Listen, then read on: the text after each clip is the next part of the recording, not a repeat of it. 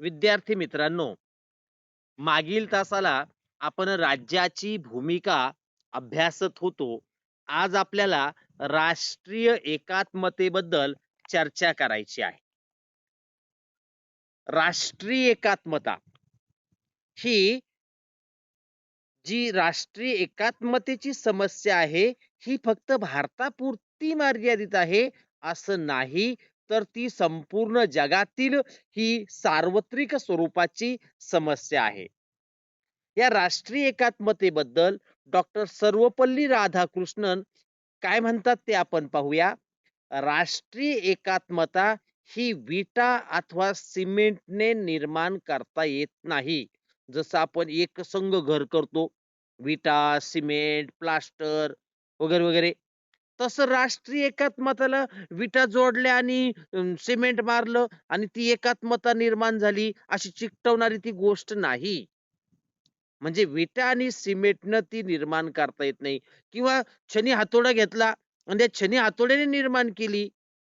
अशी ही राष्ट्रीय एकात्मता ही गोष्ट नाही, तर ती शांतपणे लोकांच्या मनामध्ये आणि हृदयामध्ये निर्माण व्हावी लागते, असं डॉक्टर सर्वपल्ली राधाकृष्णन म्हणतात. म्हणजे राष्ट्रीय एकात्मता ही शांतपणे लोकांच्या मनात आणि हृदयामध्ये निर्माण व्हावी लागते, हे सर्वपल्ली राधाकृष्णन यांचं मत आहे. मग ही राष्ट्रीय एकात्मतेची जी समस्या आहे, ही एका देशापुरती नाही, तर ही सार्वत्रिक स्वरूपाची समस्या आहे. देशाची एक समान ओळख निर्माण करण्यासाठी समाजातील विविध घटकामध्ये संवाद साधून सलोखा निर्माण करणं महत्वाचं असतं. समाजामध्ये वेगवेगळ्या प्रकारचे घटक असतात. पण यांच्यामध्ये एक समान ओळख निर्माण करण्यासाठी जी विविधता आहे, जे वेगवेगळेपण आहे, या वेगवेगळ्यापणामध्ये, वेगवेगळ्या घटकामध्ये सुसंवाद साधून त्यांच्यामध्ये सलोखा निर्माण करणं महत्वाचं असतं.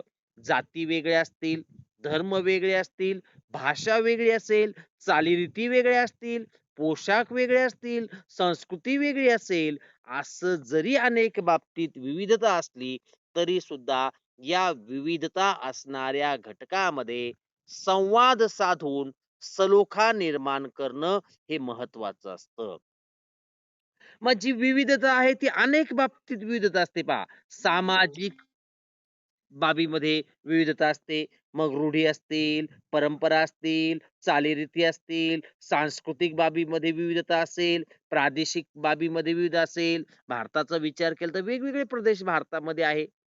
भारतातच कशाला तर महाराष्ट्रामध्ये सुद्धा वेगवेगळे प्रदेश महाराष्ट्रामध्ये आहे. विदर्भ आहे, कोकण आहे, खानदेश आहे, मध्य महाराष्ट्र आहे, पश्चिम महाराष्ट्र आहे, उत्तर महाराष्ट्र आहे. असे वेगवेगळे भाग सुद्धा या महाराष्ट्रातच आहे. म्हणजे अशी प्रादेशिक बाबतीमध्ये विविधता असलेलं आपल्याला पाहायला मिळतं. धार्मिक बाबतीत सुद्धा देशादेशामध्ये विविधता असते. आपला भारताचा विचार केला तर भारतामध्ये अनेक धर्म आहेत. हिंदू असतील, मुस्लिम असतील, शीख असतील, ख्रिश्चन असतील, असे अनेक धर्म भारतामध्ये आहे. भाषिक बाबतीत जर आपण विचार केला, तर अनेक भाषा बोलणारे लोक भारतात आहेत. मराठी भाषिकांचं महाराष्ट्र राज्य, गुजरातीचं गुजरात राज्य, कन्नड भाषिकांचं कर्नाटक राज्य, तेलुगू भाषिकांचं आंध्र प्रदेश राज्य, तमिळ भाषिकांचं तामिळनाडू राज्य, मल्याळी भाषिकांचं केरळ राज्य, ओडिसी भाषिकांचं ओरिसा राज्य, मारवाडी भाषिकांचं राजस्थान राज्य, असे वेगवेगळ्या भाषा बोलणारे लोक भारतामध्ये आहेत. म्हणजे या भाषिकतेमध्ये सुद्धा विविधता आहे. एवढंच नाही तर आर्थिक बाबतीमध्ये सुद्धा विविधता असते. कारण काही प्रदेशातले व्यवसाय वेगळे. उदाहरणार्थ पंजाबमध्ये गेले तर शेतीला प्राधान्य आहे. हेच महाराष्ट्रातल्या मुंबई, ठाणे अ, या भागात जर आपण पुणे या भागात पाहिलं तर औद्योगिक क्षेत्रामध्ये प्रगती त्याची जास्त असले आपल्याला पाहायला मिळते. म्हणजे या आर्थिक बाबीमध्ये सुद्धा, व्यावसायिक बाबीमध्ये सुद्धा विविधता असू शकते. परंतु तरीही राष्ट्रीय ओळख असणं म्हणजे राष्ट्रवाद. म्हणजे अनेक बाबतीत विविधता आहे, पण तरीही भारत एक संघ आहे. आम्ही सगळे भारतीय आहोत. ही जी राष्ट्रीय ओळख आहे, याला राष्ट्रवाद म्हणायचं. मग अशी एक ओळख निर्माण होण्यासाठी राष्ट्रवाद आणि राष्ट्रीय एकतेचा पुरस्कार केलेला असतो किंवा आपण करतो. म्हणजे सगळ्या बाबतीत विविधता आहे. परंतु ही सगळ्या बाबतीत विविधता असताना आपली एकसंघ राष्ट्रीय ओळख आहे, की आम्ही सगळे भारतीय आहोत. आम्ही भारतीय ही एकसंघ ओळख आहे. आणि अशी ओळख निर्माण करण्यासाठी राष्ट्रवाद आणि राष्ट्रीय एकतेचा पुरस्कार सगळेजण करत असतात. मग आपापसातील भेदभाव त्यावेळेला विसरून जायचा असतो, की भारतात भाषिक विविधता आहे, धार्मिक आहे, प्रादेशिक आहे, चालीरीती वेगवेगळ्या आहेत, रूढी परंपरा वेगवेगळ्या आहेत, पोशाख वेगवेगळे आहे, म्हणजे या सगळ्याची संस्कृती वेगळी आहे.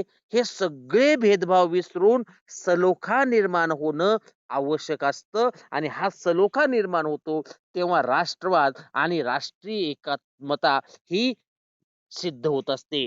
म्हणजे संकुचित दृष्टिकोन न ठेवता राष्ट्रीय दृष्टिकोन निर्माण होत असतो. या राष्ट्रीय एकात्मतेमुळे, राष्ट्रवादामुळे भेदभाव विसरून सलोखा निर्माण होतो आणि संकुचित दृष्टिकोन न ठेवता व्यापक असा राष्ट्रीय दृष्टिकोन निर्माण करत असतो किंवा होत असतो. यासाठी राष्ट्र एकसंघ असणं, राष्ट्रातील लोकांमध्ये एकतेची भावना असणं, विविधतेत एकतेची भावना असणं, हा राष्ट्रीय एकतेचा पुरस्कार राष्ट्रवाद निर्माण करतो आणि लोकांमध्ये सलोखा ठेवून ऐक्य निर्माण करतो. असा हा राष्ट्रीय एकात्मतेचा दृष्टिकोन आहे. मग राष्ट्रीय एकात्मता म्हणजे स्वतःची वैयक्तिक ओळख पुसून टाकायची, स्वतःच्या गटाची ओळख पुसून टाकायची असं नाही.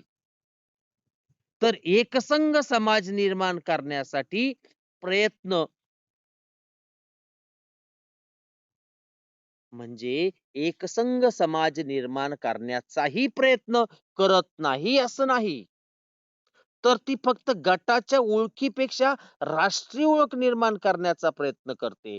म्हणजे राष्ट्रीय एकात्मता व्यक्तीला असं सांगत नाही, की तुझी स्वतःची वैयक्तिक ओळख पुसून टाक, तुझ्या गटाची ओळख पुसून टाक आणि फक्त देशाचीच ओळख ठेव, राष्ट्राचीच ओळख ठेव, असं नाही. तर गटाच्या ओळखीपेक्षा राष्ट्रीय ओळख निर्माण करण्याचा प्रयत्न असतो. म्हणजे आपण फक्त गटाचीच ओळख ठेवायची नाही, तर राष्ट्राची अखंड ओळख ठेवायची, हा या राष्ट्रीय एकात्मतेचा प्रयत्न असतो. उदाहरणार्थ आपण म्हणतो, की मी भारतीय आहे.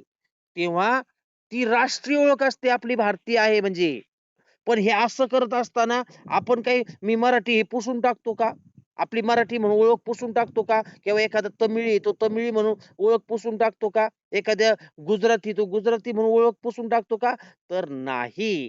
पण अशा वेळेला देशाची, अखंड देशाची, की मी अखंड देशाचा म्हणजे भारताचा नागरिक आहे आणि मी भारतीय आहे, ही आपली प्रत्येकाची राष्ट्रीय ओळख असताना इतर ओळखीला दुय्यम स्थान असतं. मात्र त्या ओळखी पुसून टाकल्या जात नाहीत.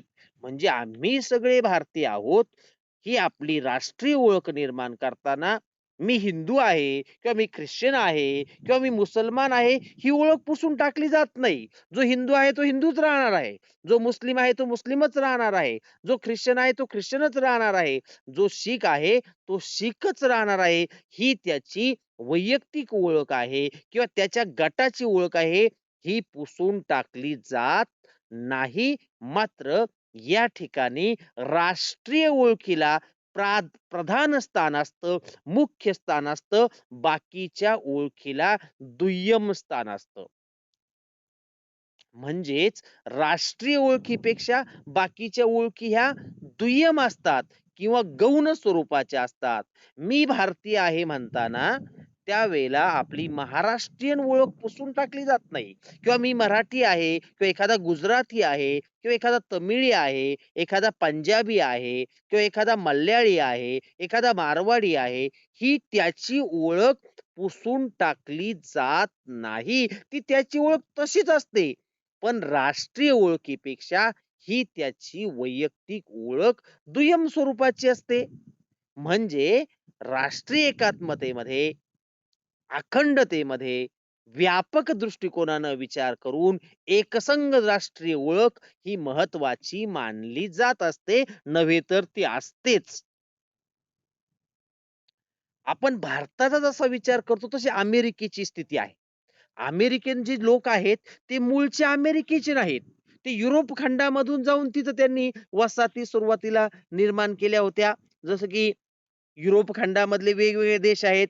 इंग्लंड, ज्याला ग्रेट ब्रिटनही म्हणतो. इटली आहे, फ्रान्स आहे, जर्मनी आहे, हॉलंडचे डच लोक आहेत.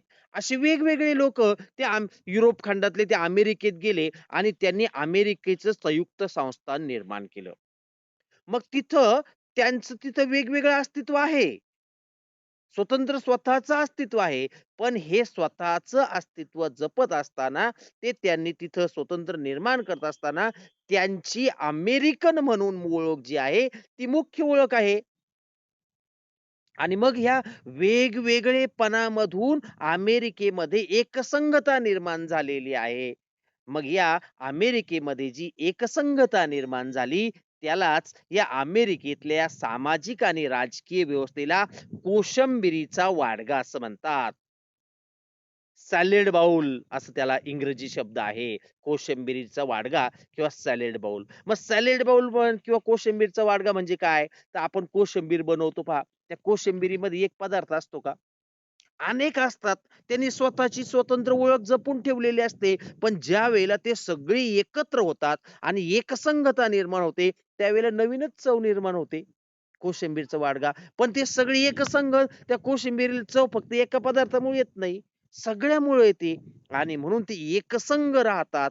असं या अमेरिकेमध्ये सुद्धा कोशिंबिरीचा वाडगा आहे, सॅलड बाउल आहे. म्हणजेच वेगवेगळेपणामधून सगळे एकसंगतेने राहतात. मग प्रादेशिक वेगवेगळेपण असेल, वांशिक वेगवेगळेपण असेल, भाषिक असेल, धार्मिक असेल, या अनेक बाबतीत विविधता असताना सुद्धा सगळेजण एक आहे, हे राष्ट्रामध्ये मान्य केलेलं असतं, की प्रादेशिकपणा वेगवेगळा आहे. वांशिकता वेगवेगळी आहे. भाषिक वेगवेगळ्या भाषा बोलणारे आहेत. धर्म वेगवेगळे आहे. पण तरी सुद्धा सगळे एक आहे. याला राष्ट्र म्हणायचं आणि या राष्ट्रामध्ये विविधतेतून एकता मान्य केली असते. प्रत्येकाची विविधता ही मान्य केलेली असते. मग ही विविधता असताना सुद्धा त्याच्यामध्ये काय असते? एकीची भावना असते, की आम्ही सगळे या वेगवेगळेपणामधून सुद्धा काय आहोत? एक आहोत. ही एकीची भावना जतन करणं, दृढ आणि बळकट करते. म्हणजे विविधतेतून एकीची भावना जतन, दृढ आणि बळकट करते. हेच राष्ट्रीय एकात्मता या संकल्पनेचं सार आहे, की वेगवेगळेपणामधूनही एकता निर्माण होते. हे राष्ट्रीय एकात्मतेचं सार आहे. म्हणजे एकीची भावना जतन करणं, दृढ करणं आणि बळकट करणं हे राष्ट्रीय एकात्मता या संकल्पनेचं सार आहे. अशा पद्धतीनं आज आपण राष्ट्रीय एकात्मता यावर चर्चा केली. आता माझ्यासमोर 30 विद्यार्थी दिसत आहेत. मध्ये काही जण त्यातून ग्रुपमधून गेले. काहींना आवाज येत नसेल त्याच्यामुळे ते कमी जास्त झाले असतील. साधारणतः 40 ते 45 विद्यार्थी आज जॉइन होते क्लासला. राष्ट्रीय एकात्मतेची ही संकल्पना आज आपण या ठिकाणी पाहिलेली आहे. राष्ट्रीय एकात्मतेशी संबंधित समान मूल्य जे आहेत ते आपल्याला पुढील तासाला अभ्यासायचे आहेत.